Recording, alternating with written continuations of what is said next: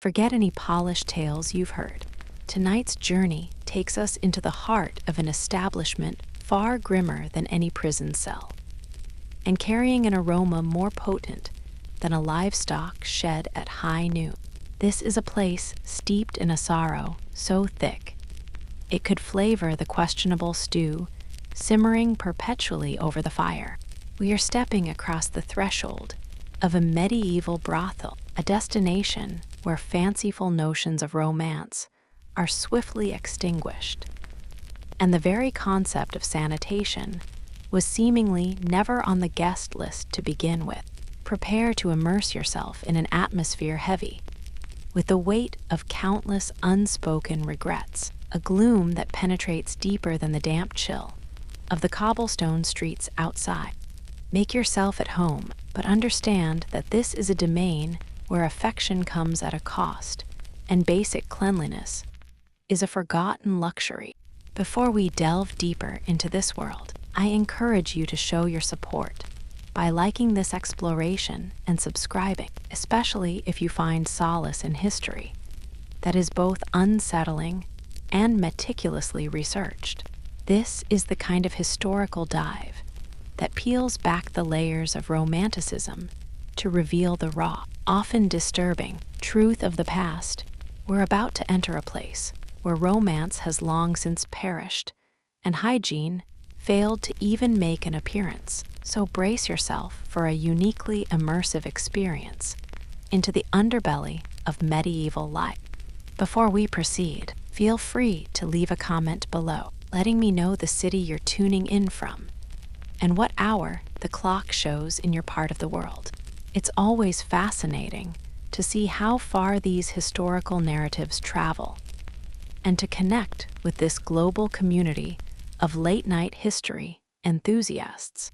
Sharing where you're from helps bridge the distance between us, creating a shared space for this journey back in time. No matter the geographical miles or time zones that separate us, your engagement transforms this solitary listening experience into a collective exploration of the past. So don't hesitate to check in and say hello before we get lost in the 14th century. Now is the moment to lower the lights, settle deep into the comfort of your blankets, and let your surroundings fade away. We are about to travel back centuries, to peel back the veneer of time and confront the unvarnished reality of an era often misunderstood. Have you ever truly contemplated the lived experience within the walls of a medieval brothel? Beyond the myths and sanitized depictions, let your mind drift as we prepare to step into a world that is simultaneously distant, yet vividly human in its struggles and complexities. Let the modern world recede and allow the dim, flickering candlelight of the past to guide our exploration tonight. Did the medieval brothel truly resemble the scenes from epic paintings, filled with plush velvet seating and an endless supply of fine wine for its patrons? Or was the day-to-day reality a far cry from such opulence, characterized instead by perpetually cold rooms, a stew of dubious origins, and clientele who hadn't made acquaintance with soap and water for the better part of a decade? This is the central question we seek to answer.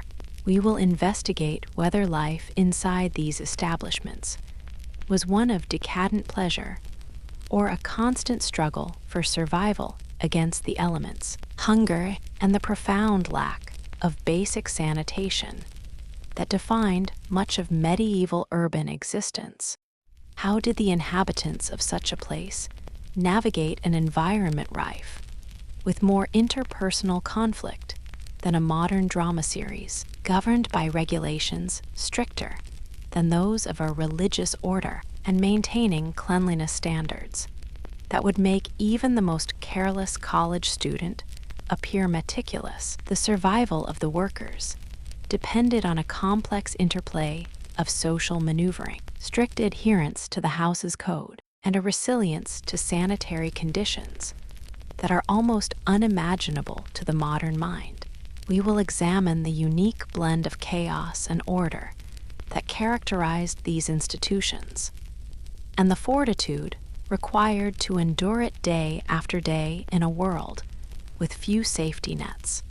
What was the daily sustenance for those living and working within the brothel walls? Did their diet consist of anything more than the perpetual bubbling pottage? What kind of garments did they wear? And were these clothes a reflection of their trade, or merely a practical defense against the cold? And perhaps most fundamentally, did the concept of a full night's rest even exist in such a place? Or was life a relentless cycle of service and wakefulness? These questions about the mundane, everyday realities of food, fashion, and sleep are crucial to understanding the true nature of their existence and the challenges they faced from dusk until dawn.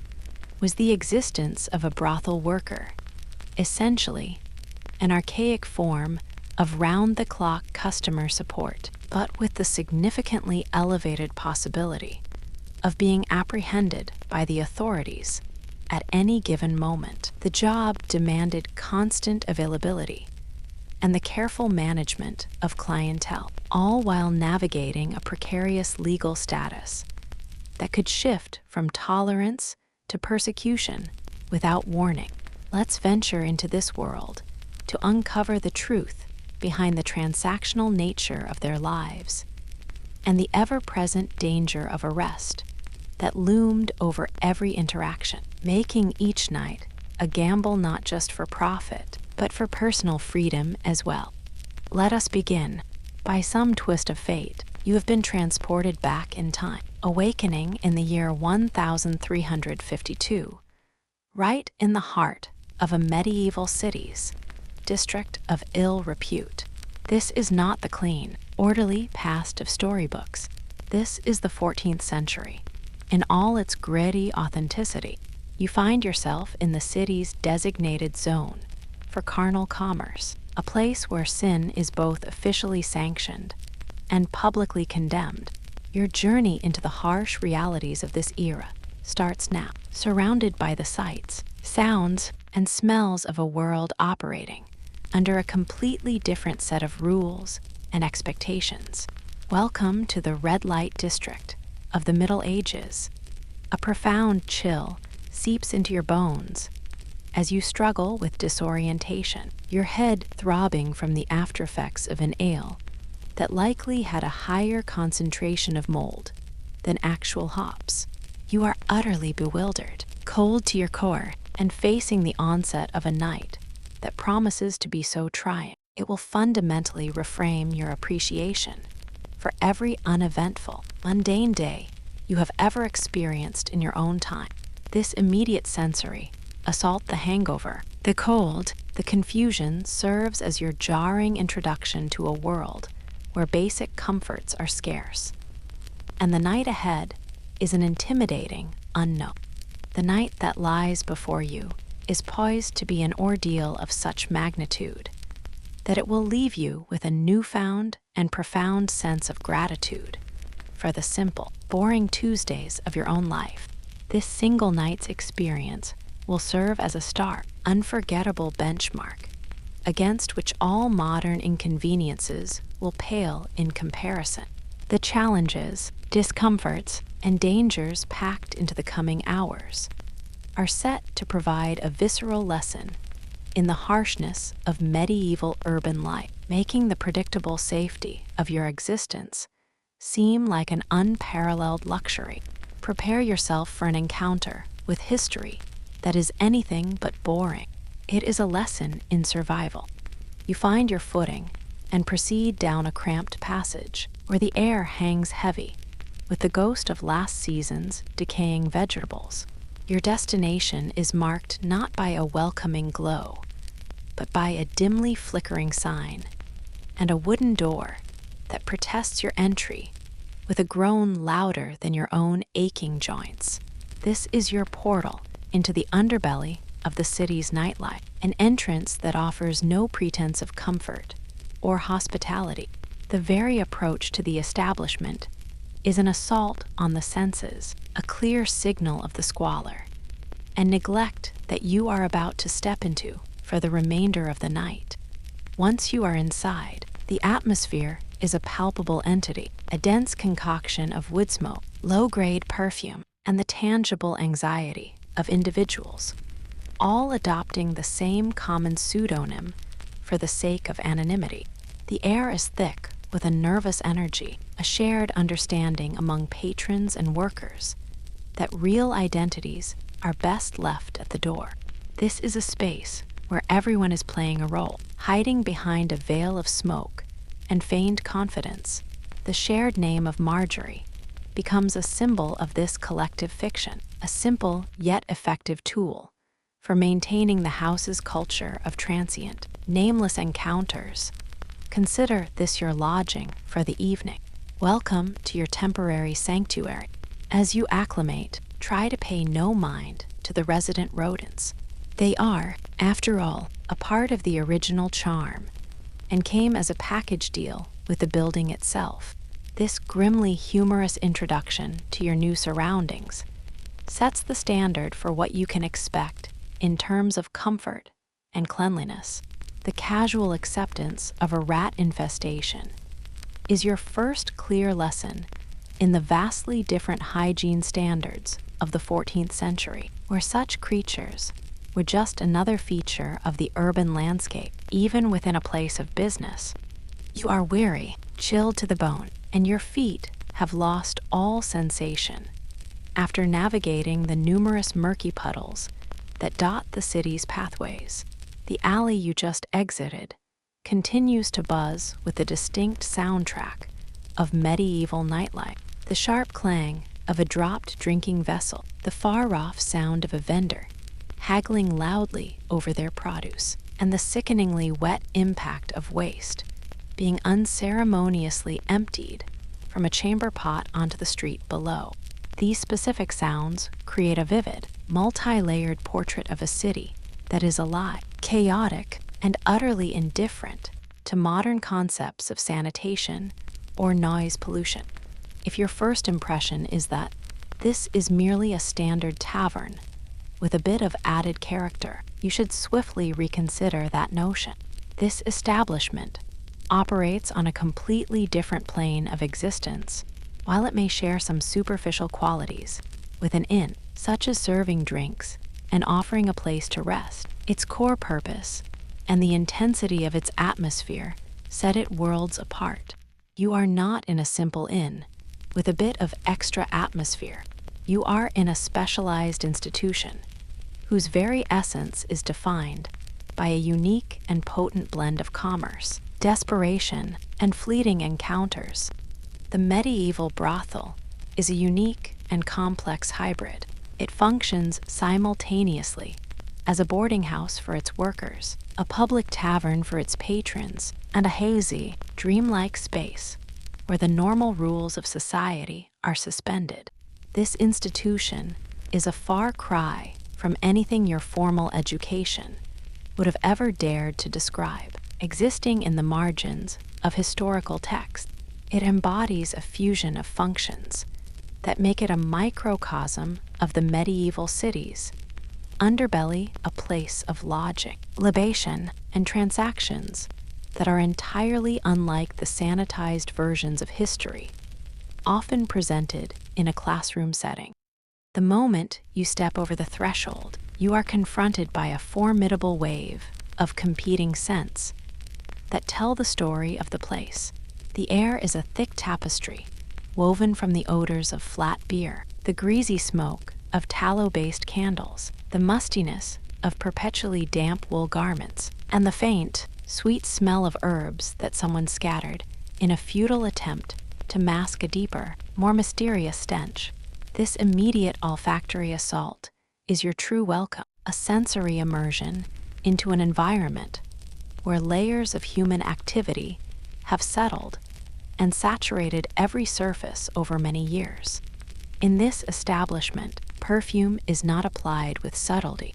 It is deployed as a strategic, almost desperate, counteroffensive against the accumulated grime of ages. The floral and herbal scents are not meant to entice, but rather to wage a losing war against the deep-set odors embedded in the wooden beams, and the countless mysterious stains that adorn the floors and walls. Each layer of fragrance is another chapter in the building's long history, a fragrant but ultimately transparent mask, covering a foundation of spillage, sweat, and unspoken regrets that have become a permanent part of the structure itself. If you perceive a sudden chill in the air, it is unlikely to be coming from a poorly sealed window or a crack in the door. Rather, what you feel is the physical manifestation of a collective, unspoken thought rippling through the room. The shared, sinking realization that the point of no return has been crossed. This draft is the palpable sigh of resignation from every person present, a silent acknowledgement that they are now committed to seeing the night through, for better or for worse. It's the moment when hesitation gives way to the inevitable, and the energy in the room settles into a new, more somber key. Your eyes begin to adjust, and the first thing you properly take in is the interior design, which can best be described as a chaotic marriage between a neglected storage space and a highly imaginative interpretation of a fire code violation. The decor is not a conscious choice, but a haphazard accumulation of objects that have found their final resting place here. The room gives off an aura of forgotten things and creative risk-taking, where every piece of furniture and every hanging cloth seems to have a long, complicated, and potentially flammable history. It is a testament to making do with what is available, no matter how unsuitable. The assortment of furniture is wildly inconsistent, a collection of pieces largely inherited from former patrons who either couldn't settle their accounts or simply disappeared without a trace during the harshness of winter. Each chair and stool tells a story of a debt unpaid or a sudden departure, making the common room a sort of museum of failed transactions and forgotten patrons. This method of acquisition explains the complete lack of uniformity and adds a layer of grim history to the very objects you see, as they are tangible remnants of the establishment's transient and often unfortunate clientele. A distinctly unstable table stands as one of the room's centerpieces, precariously supporting a lone candle that seems on the verge of giving up at any given moment. This single, flickering flame provides a meager light that does more to create dancing shadows than to illuminate the room, adding to the atmosphere of gloom and uncertainty. The candle itself, with its weak and sputtering light, serves as a potent symbol for the fleeting nature of hope and stability within these walls, threatening to plunge the room into near-complete darkness with the slightest draft or passage of time. You observe stools missing a leg, being used by individuals who, despite having two perfectly functional ones, possess a questionable sense of judgment that has led them here. On the wall hangs a well-worn tapestry, its thread so faded that the scene it portrays is a matter of pure speculation. Is it a depiction of a holy event, a grand biblical miracle meant to inspire piety, or is it something far more mundane and slightly absurd, like a depiction of a baker accidentally dropping a freshly made pie? The ambiguity of the art mirrors the moral ambiguity of the room itself. You receive a greeting, though that term feels overly generous, from an individual in a bonnet, whose primary function seems to be directing a look of intense suspicion toward any unfamiliar face that crosses the threshold. This initial interaction is not one of welcome, but of assessment, a silent vetting process to gauge whether you are a potential problem or a source of income. There is no warmth in the exchange, only a guarded appraisal that immediately establishes the transactional and cautious nature of the house. You are not a guest to be welcomed, but a variable to be managed. Your identity is of no consequence here. No one will inquire about your name, Because within these walls, personal histories are irrelevant baggage. Anonymity is the unspoken currency, a veil that everyone, patron and worker alike, wears for protection or convenience. However, what is of immediate and paramount importance is your ability to pay. The inquiry about settling your costs upfront is swift and direct, cutting through any pretense of social grace. This initial exchange clearly establishes the fundamental rule of the house. Commerce precedes all other forms of interaction. Your value is measured not by who you are, but by the coins in your purse. You offer a hesitant affirmation, attempting to project an air of someone familiar with such transactions and the workings of currency. The transfer of payment is a careful ritual. The coins are passed over, then meticulously tallied, and subsequently tallied again for good measure, as if to ward off any possibility of deception. Once the amount is confirmed to be satisfactory, the money vanishes into a hidden pouch with practiced speed. This small ceremony underscores the high stakes of every exchange, in a place where trust is a far scarcer commodity than copper coins, and every payment is secured with immediate finality. The modern convenience of a written receipt for your transaction simply does not exist in this era. Your only assurance that your payment has been registered rests entirely on a fragile, unspoken prayer that the proprietress of the house possesses a reliable and honest memory. You are placing your financial trust in her mental ledger, a risky proposition in a world where disputes are not settled by documentation, but by assertion and authority. Your standing for the night is secured not by paper, but by the hope that your face and your payment have been accurately recorded in the madam's mind, a ledger from which there is no appeal.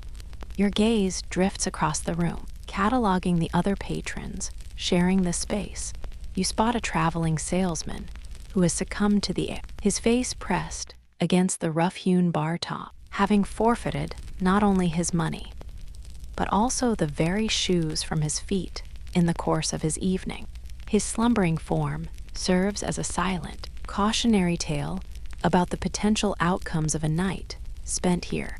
He is a testament to the house's ability to strip a man of both his wealth and his dignity, leaving him with nothing but a headache and the cold floor to greet him in the morning. Huddled in a dimly lit corner, a pair of agricultural workers from a nearby village engage in a conversation that is far too loud to be considered discreet. Their poorly concealed whispers reveal their shared goal: to gather enough nerve to initiate a conversation with one of the women named Marjorie. However, given the prevalence of that particular name within the establishment, it remains entirely ambiguous which of the several Marjories they are actually steeling themselves to approach. Their audible anxiety adds a touch of nervous, provincial energy to the room's complex social tapestry. You can't help but notice a member of the minor aristocracy looking deeply uncomfortable and failing spectacularly at his attempt to appear like a commoner. His ill-fitting doublet is one clue, but the most glaring giveaway is his footwear. He is the sole individual in the entire establishment whose boots are pristine and have not been gnawed upon by the resident rodents. This small detail marks him as a conspicuous outsider, a man whose attempt at slumming it is betrayed by the simple, well-maintained quality of his leather goods, setting him apart from the worn and weary regulars of the house. You are escorted to what is generously termed your accommodation in reality. It is a cramped and drafty alcove, offering the barest illusion of privacy from the adjacent space. The only barrier is a flimsy, threadbare curtain, a pathetic divider held up more by the collective hope of the occupants than by any sound structural support. This flimsy partition does little to muffle sound or block light, ensuring that your night will be a shared experience in every sense of the word, with the lives of your neighbors unfolding just a few feet away, separated only by a piece of worn-out fabric. Your designated bed is, in fact, a simple sack filled with dry straw, creating a lumpy and uneven surface to rest upon. It rustles with every slight movement and is adorned with a constellation of stains that you optimistically hope are from spilled wine. Yet, a deeper suspicion tells you these marks are far more ancient and mysterious, possibly predating the 100 Years' War itself. The mattress is not a comfort, but a historical artifact, a repository of the countless bodies and stories that have passed through this room, leaving their indelible traces behind. The sole illumination provided in your meager space is a candle stub barely taller than your thumb, which sits on the floor. Its flame flickers weakly, as if it is on the verge of extinguishing itself out of sheer sympathy for your grim surroundings. This pitiful source of light offers little comfort and only serves to make the shadows in the small room dance ominously. Its struggle to stay lit is a fitting metaphor for the bleakness of the accommodations, a tiny spark of warmth and light, in danger of being swallowed by the overwhelming darkness and cold. The true highlight of your room, however, is the cast of non-human occupants with whom you will be sharing the space. Your roommates for the night include a pair of house cats of an unidentifiable, murky color, a single mouse whose courage seems to surpass that of most armored knights, and a particularly ancient and ill-tempered rooster that appears to be a resident entirely against his own volition. This small menagerie ensures that your night will be filled with unexpected noises, movements, and the general chaos that comes from cohabitating with livestock. Due to the flimsy construction of the building, every sound is magnified and travels with perfect clarity. You are treated to a constant symphony of domestic noises: the harsh scrape of a wooden bowl against a table, the distinct clinking of coins being carefully counted, and the muffled sounds of a debate over whether last week's loaf of bread can still be classified as edible. There is no escaping the mundane soundtrack of life in the house. Every activity, no matter how small, becomes a part of your immediate sensory experience, violating any notion of peace. Through the thin partition that serves as a wall, you can clearly discern the full emotional spectrum of the house's nightly drama. The sounds seep through with startling clarity: peals of sudden laughter, the raw notes of heartbroken sobbing, and the sharp tones of a disagreement that sounds suspiciously like a medieval version of a customer service dispute that has taken a very wrong turn. This auditory tapestry gives you an unfiltered glimpse into the volatile and emotionally charged lives of those who live and work around you, a constant reminder of the human dramas unfolding just beyond the curtain. Just as you are beginning to resign yourself to your surroundings, the madam herself materializes at your curtained doorway. She takes your measure with a single, sweeping glance, her eyes filled with the profound weariness of someone who has witnessed an endless parade of guests, attempting to settle their debts with useless items like button. Her expression is a mixture of cynicism and appraisal, instantly calculating your worth and your potential for causing trouble. In her gaze, you see the accumulated experience of managing a house, full of desperation and deceit. As a gesture of something resembling hospitality, she presents you with a cup of wine. You immediately notice that the liquid is unusually viscous and carries a strange taste, as though it may have been filtered through a piece of old, discarded footwear. The quality is appalling, a clear indicator of the establishment standards. Yet, the choice before you is limited, and this questionable beverage is still a far safer bet than the notoriously suspect water drawn from the local well. making it a risk you are almost forced to take. You decide to drink the wine anyway, a pragmatic choice born of grim necessity. The only other option for hydration is the water from the well, a source that no one in their right mind would ever recommend. In an era where waterborne illness could be a death sentence, consuming fermented beverages was often the safer, albeit less pleasant, option. Your decision to drink the suspicious wine is a calculated risk, a choice between a potentially unpleasant taste and the very real danger of contracting a fatal disease from the contaminated local water supply. As the evening deepens and the brothel's true nocturnal energy begins to pulse, you have a moment of profound realization. Your contemporary anxieties, such as a lost internet connection or a cafe being out of your preferred type of milk, seem utterly insignificant and frivolous when compared to the immediate, visceral problem of discovering you have unwelcome company in your room. This stark contrast between modern first world problems and the fundamental challenges of medieval life offers a powerful dose of perspective, highlighting the raw, elemental nature of survival in the past. You instinctively pull the coarse, itching blanket up over your head, a futile gesture of defense against the world. From your hiding place, you listen to the distant, chaotic symphony of medieval nightlife, while making a firm mental promise to your forebears. You will thank them for their eventual contributions to civilization, particularly the game-changing inventions of solid walls, functional locks, and the simple, miraculous cake of soap. This moment of historical gratitude is born from the intense discomfort of your present situation, appreciating modern comforts as you never have before. And with that, your inaugural night inside the medieval brothel has officially commenced. The immediate challenge is simple: endure until the sun rises. If you manage to survive the long hours of darkness, there is a possibility you might be rewarded with a morning meal, but even that is not guaranteed.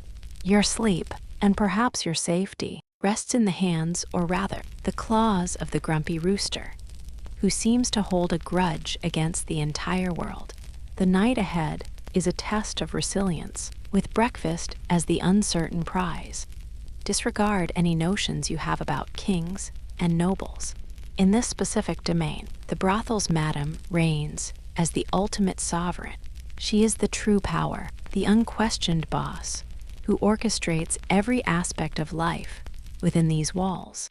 Her authority is absolute, built not on titles or lineage, but on sheer force of will and an intimate understanding of the desperate world she commands. Forget the feudal lords.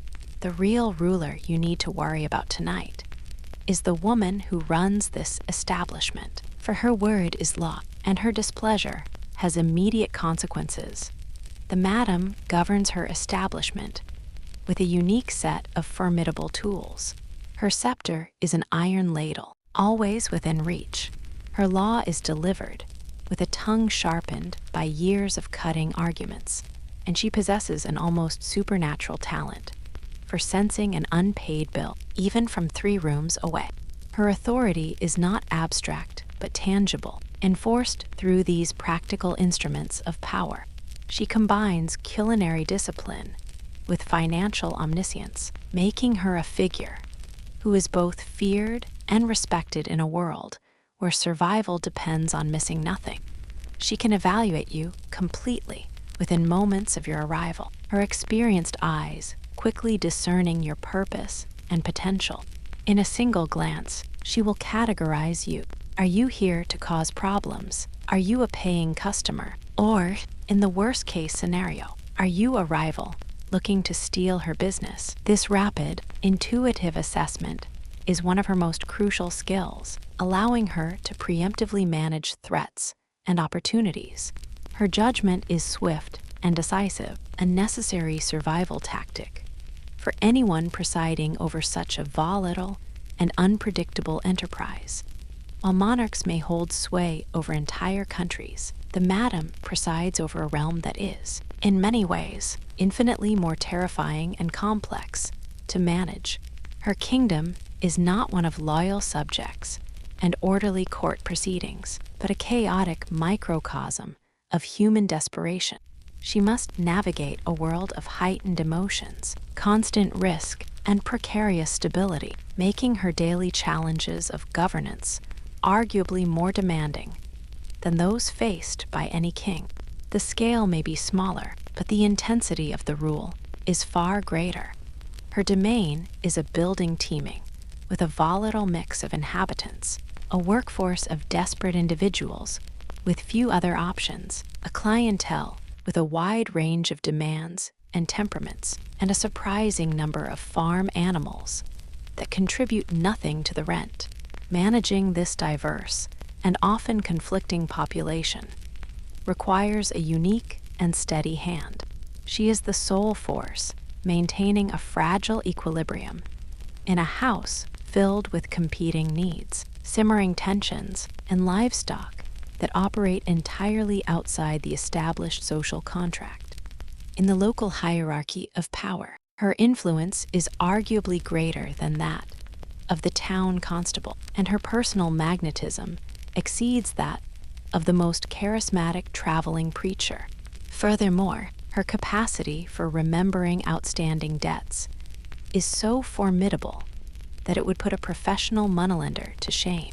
She has cultivated a form of practical authority that transcends official titles, relying instead on a potent combination of social intelligence, personal charm, and an unwavering memory that serves as her ultimate enforcement tool. Her mental ledger is flawless. She retains a perfect record of every coin that has passed through her hands, every vow that has been broken under her roof, and every single sock that has been forgotten beneath a mattress since the last Michaelmas feast. This incredible, encyclopedic memory for financial and personal details is her greatest asset. It ensures that no debt goes uncollected and no transgression is ever truly forgotten, cementing her reputation as a woman whose accounts are always settled, one way or another. You can identify her almost immediately, not by any royal attire, but because she is the single point of stillness in a room buzzing with frantic energy. While workers scurry and patrons stumble, she remains unhurried, a calm epicenter in the swirling storm of her own creation. Her deliberate, unhurried pace makes her stand out more than any crown or scepter ever could. It is this profound composure, this refusal to be swept up in the general pandemonium, that marks her as the true commander of this space. She doesn't rush because the chaos operates on her schedule, not the other way around. She glides through the pandemonium with the serene self-assurance of a person who has confronted every conceivable disaster and emerged unscathed. This is not the arrogance of a noble. It is the deep, unshakable confidence of a survivor who has faced the worst of the world and has nothing left to be frightened of. The shouting, the spills, the simmering tensions, these are merely the familiar landscape of her kingdom. Her graceful navigation of this turmoil is a testament to her mastery over it, moving with a poise that speaks of a long and complicated peace made with the harsh realities of her life. Her fearlessness is absolute, extending beyond the day-to-day squabbles of her house. She is unintimidated by the great terrors of her age, whether it be the threat of a city-sweeping fire or the desperation of a widespread famine. Even the city's yearly mandate to tidy the public thoroughfares, an event that would cause most businesses of this nature to shutter their windows in panic, does not faze her in the slightest. Her composure in the face of existential threats and civic scrutiny alike demonstrates a level of preparedness and influence that sets her far apart from the common citizenry. Her attire is a fascinating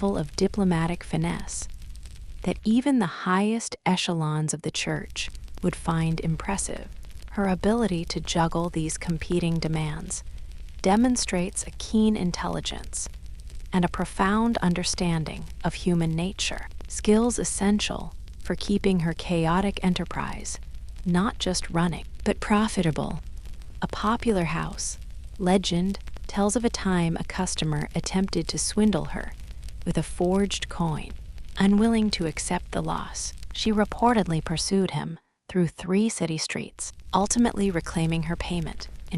Not only did she get her money back, but she also extracted a hefty interest payment and, for good measure, a complimentary goose for her troubles. This story, whether entirely true or not, serves as a powerful testament to her tenacity and her reputation for never allowing herself to be cheated. She is the undisputed nexus of all information in the district. No secret is safe from her, and no piece of gossip escapes her notice. If you are seeking the latest rumor, the madam is already aware of its conclusion and its consequences.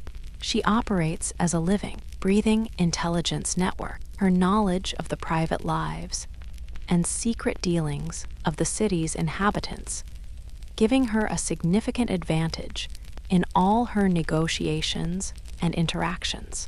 This command of information is one of the most potent weapons in her arsenal. If you were to ask her for a line of credit, she would likely laugh directly in your face, as her policies on payment are notoriously strict. However, as a small token of sympathy for your foolishness, she might then present you with a bowl of the house soup. This gesture perfectly encapsulates her character. She is an unyielding businesswoman who will not be taken advantage of, yet she possesses a pragmatic sense of pity, offering a minimal form of comfort as a consolation prize for the deal you failed to make. It's a clear lesson in her brand of tough, practical charity to maintain her informational superiority. She has cultivated an extensive network of informants. This unofficial spy ring is composed primarily of neighbors with a penchant for gossip and the seemingly bored house cats who silently observe the comings and goings of all visitors. Through this network, she receives regular updates on every new arrival, every delayed payment, and even something as trivial as a misplaced towel. This system of surveillance ensures that she is always several steps ahead of everyone else. Her relationship with the city bailiff is a prime example of her subtle manipulation of power. She addresses him using his childhood nickname, a small reminder of a shared past, and her intimate knowledge of his life. Should he appear for an unscheduled inspection, she will disarm him with an offer of tea, followed by a gentle, veiled reference to an embarrassing incident involving a lost boot in her cellar. This tactic of using personal history as leverage allows her to manage and neutralize official scrutiny with remarkable ease. The madam's role within the house is extraordinarily varied. She is one part stern employer, one part impromptu counselor, and one part highly effective medieval-era security system. She seamlessly transitions between these functions as the situation demands, making her the central pillar upon which the entire establishment rests. Her ability to embody all these roles, boss, therapist, and protector, is the key to her successful management of such a complex and emotionally charged environment. She can be found mediating disputes over which worker gets to use the one good pillow, a testament to her involvement in even the most minor aspects of house life. She also dispenses comfort for broken hearts, offering a unique blend of unsentimental advice and a piece of day-old bread. Furthermore, her ability to detect falsehood is legendary. She can spot a liar from a mile away. This combination of petty dispute resolution and emotional first aid is crucial for maintaining morale and order among her staff. She deals with persistent hagglers, not with anger, but with storytelling. If a customer attempts to wheedle a discount, she will recount a tale so mortifying, so shockingly specific, and so clearly aimed at the offender that he will suddenly invent an urgent excuse to leave. It is rumored that she once used this very technique to convince a local lord to pay twice his original bill, simply for the guarantee that his name would not be mentioned in one of her infamous narratives at her dinner table. This demonstrates her mastery of psychological leverage. Despite her formidable and often severe exterior, a peculiar and powerful sense of loyalty permeates the house, always with her at its center. The workers may complain about her stringent rules and sharp tongue, but when a real crisis emerges, whether it's the arrival of the city guard or a brawl that threatens to spill out into the street, it is the madam to whom everyone turns for protection and resolution. She is their anchor in the chaos, the one person they trust to navigate them through any storm. She operates as the house's unofficial moneylender, providing loans that come with an unspoken but very real interest rate. She freely dispenses advice, regardless of whether it was solicited, and on rare occasions, she may offer a hug. However, any display of physical affection is strictly reserved for after hours and is never, under any circumstances, performed in public. This careful separation of her tough public persona from her private, more nurturing side is key to maintaining her authority. In the final analysis, she is the fundamental reason the brothel continues to function day after day. Without her constant vigilance and unwavering management, the physical structure would likely fall into ruin, the daily stew would invariably burn, and the entire population of the house would find themselves displaced, forced to take their chances, sleeping in the alley alongside the goats. Her presence is the glue that holds the entire fragile enterprise together, preventing its swift descent into complete and utter collapse. Therefore, if you should ever find yourself within the walls of a medieval brothel, remember these key rules for survival. Always conduct yourself with politeness, ensure your payments are made in a timely manner, and never, ever make the mistake of underestimating the power vested in a woman armed with a ledger, a spoon, and a list of grievances longer and more detailed than the Magna Carta itself. Her authority is absolute, and your comfort depends on respecting it. Before you have a moment to acclimate to your new surroundings, you are presented with a list of house regulations. This document is surprisingly extensive, its length rivaling that of a priest's Sunday sermon, immediately signaling that you have entered a highly structured and disciplined environment. The sheer number of rules makes it clear that this is not a place of unchecked liberty, but a tightly controlled establishment where adherence to the code of conduct is paramount for everyone, guest and worker alike. The core tenets of the house can be quickly summarized. Physical altercations are forbidden. Services are never to be provided for free. The concept of credit is entirely non-existent. And, with an almost religious fervor, there is to be absolutely no singing after the stroke of midnight.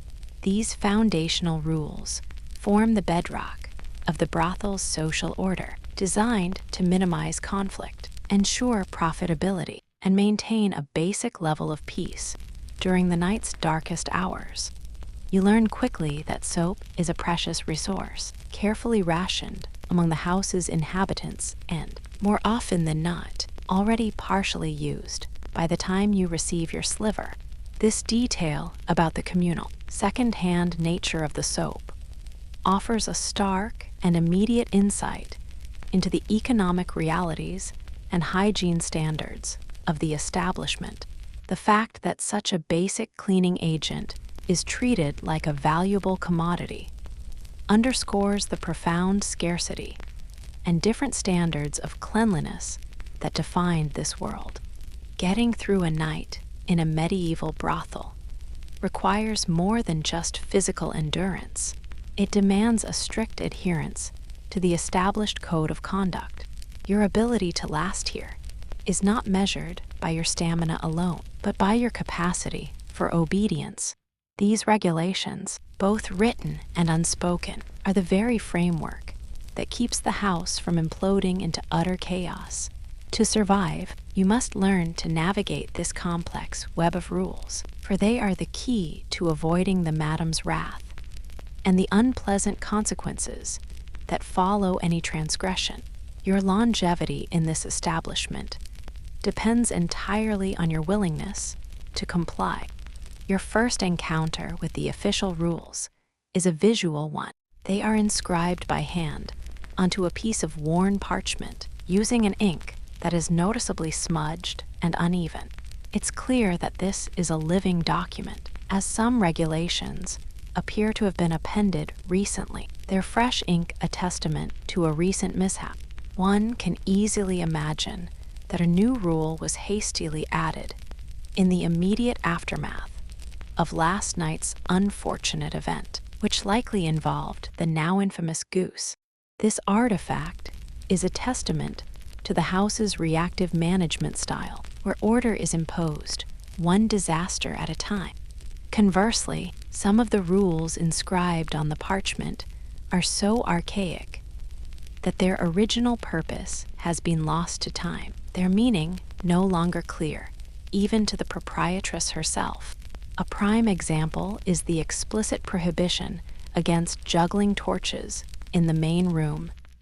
This particular edict stands as a silent monument to a past catastrophe, a fossilized reminder of a night when someone's idea of entertainment went horribly and fiery wrong.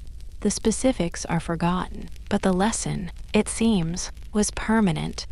It's almost certain that the rule forbidding the juggling of open flames was not a preventative measure, but a direct response to a very specific and memorable disaster.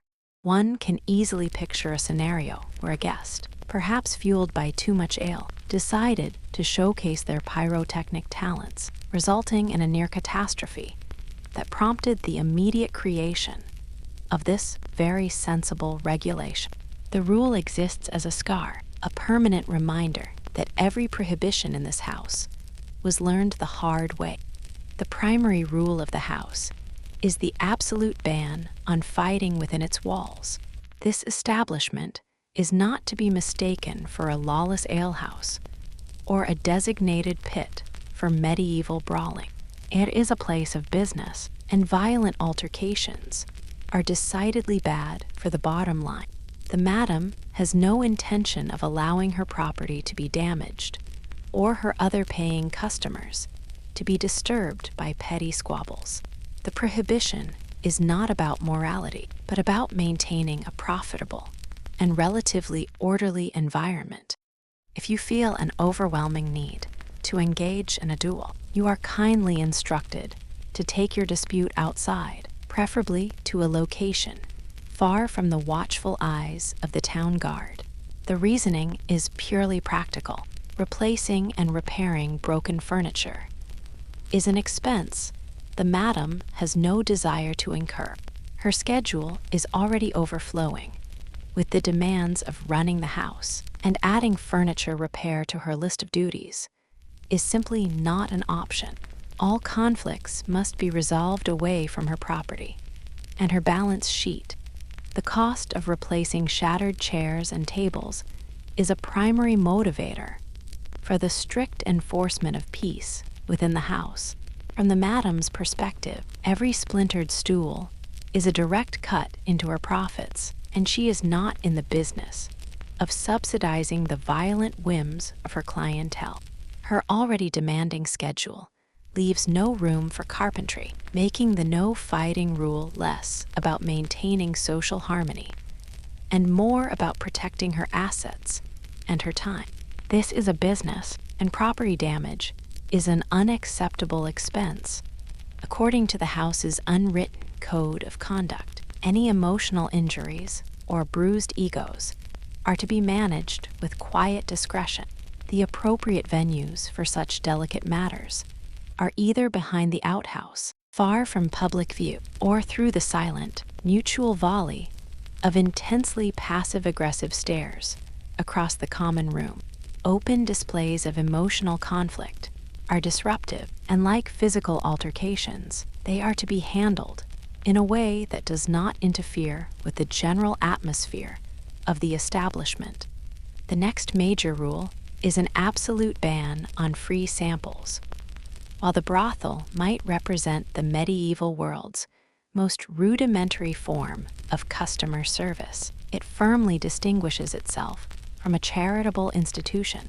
Every service, product, and moment of time has a price attached. The notion of giving away anything for free is fundamentally at odds with the establishment's reason for being, which is, and always will be, commerce. This is a place of business, and charity is not on the menu. Anyone discovered violating the no free samples rule by offering services without charge is immediately reassigned to laundry duty. This is not a simple chore, but a grueling task that involves boiling the house's bed linens in a cauldron so massive you could easily submerge all your hopes and dreams in it. This punishment is so notoriously unpleasant and effective that, curiously, no one has ever been caught making the same mistake twice. The policy of no credit ever is enforced by the madam with an iron will, and she is completely serious about it. You can forget any notions of paying her back tomorrow, and the classic excuse, "I seem to have left my purse at home," will be met with stony indifference. She has heard every possible story and justification for delayed payment, and her resolve is absolute. In this house, transactions are immediate and final, a necessary precaution in a world of transient customers and unreliable promises, unless you happen to be a member of the royal family, and even that is debatable. Your evening in this establishment will both commence and conclude with the tangible exchange of currency placed directly on the bar. The principle of cash on the barrel is applied universally, without exception for social status or title. This unwavering rule ensures that the house is never left short, protecting its income from the empty promises and IOUs of its often unreliable client. All efforts to negotiate alternative forms of payment, such as bartering, trading IOUs, or attempting to pawn off your second-best chicken, will be met with a gaze of such profound disappointment that it could curdle fresh milk. The madam's look alone is enough to communicate the utter futility of your attempt. Her expression conveys a weary disdain for such creativity, reinforcing the simple, unchangeable fact that only coin is accepted here. The strict prohibition on singing after the midnight hour is a rule that is rigorously enforced, and it has a legendary origin story. This regulation was born from a particularly memorable week, during which a highly ambitious apprentice bard subjected the entire block to a nightly serenade of his original composition, the Song of the 12 Turnips. The incident became so infamous that a permanent ban on late-night musical performances was deemed absolutely necessary for the sanity of all. By all accounts, the bard's tune was reasonably pleasant and even catchy for the first 5 minutes of its performance. However, its appeal diminished rapidly with endless repetition, grating on the nerves of the staff, customers, and neighbors alike. The initial charm gave way to collective agony, proving that even a good thing can become unbearable with enough exposure. This legendary incident serves as the foundational justification for the house's strict policy on nocturnal silence. As a direct result of the 12 Turnips incident, the penalty for any unauthorized late-night singing now consists of a triad of unpleasant tasks. The offender will be assigned to floor mopping duties, tasked with the wrangling of the house's various animals, and subjected to a temporary but painful banishment from receiving any soup. This combination of physical labor and dietary punishment serves as a powerful deterrent against any future aspiring vocalists. Now, it is time to discuss the soap, which holds the unique distinction of being the most valuable, fiercely competed for, and tragically scarce object in the entire building. This single item is the focal point of more desire and conflict than any other commodity in the house.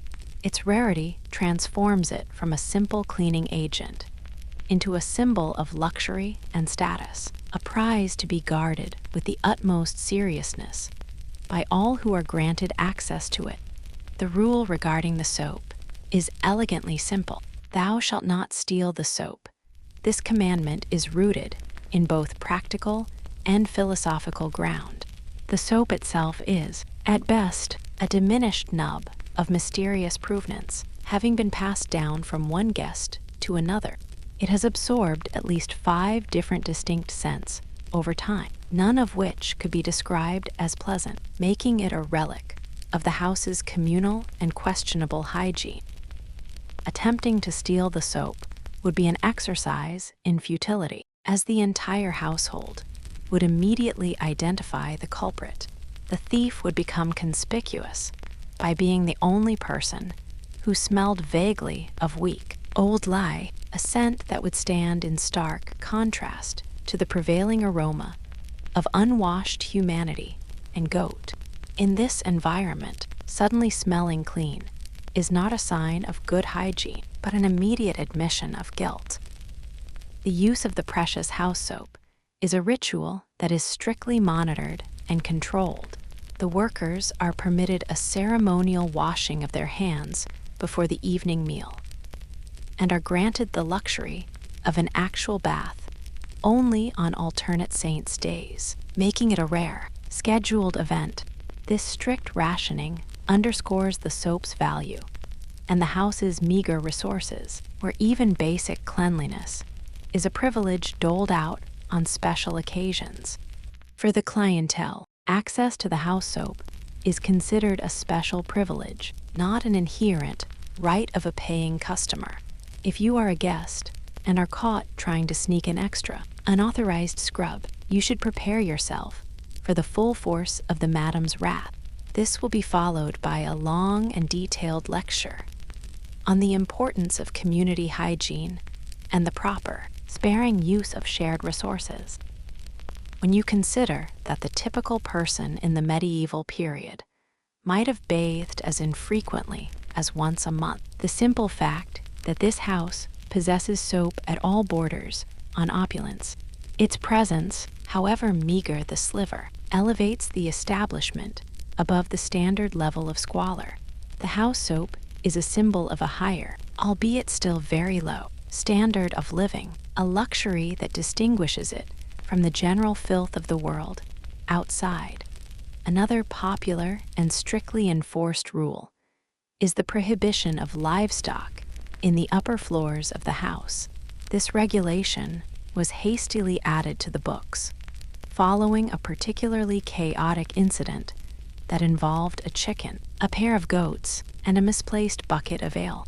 The details of the event are the stuff of house legend, a cautionary tale about the consequences of allowing farm animals to roam freely in the living quarters. The lesson from that infamous livestock incident was certainly learned by all, but the physical evidence of the chaos has never been fully erased. The stains left behind from that unfortunate combination of animals and ale have proven to be permanent, a lasting mark on the floorboards that serves as a constant, visible reminder of why the no livestock upstairs rule is so important. The house still bears the scars of that day's pandemonium. In addition to the official, written regulations, there are also a number of unspoken rules that a newcomer must learn quickly to survive. These are the subtle, unwritten laws of the house that govern social interactions and ensure a smoother, less problematic existence. Picking up on these cues is essential for fitting in and avoiding the kind of social blunders that can make life difficult in such a close-knit and volatile environment.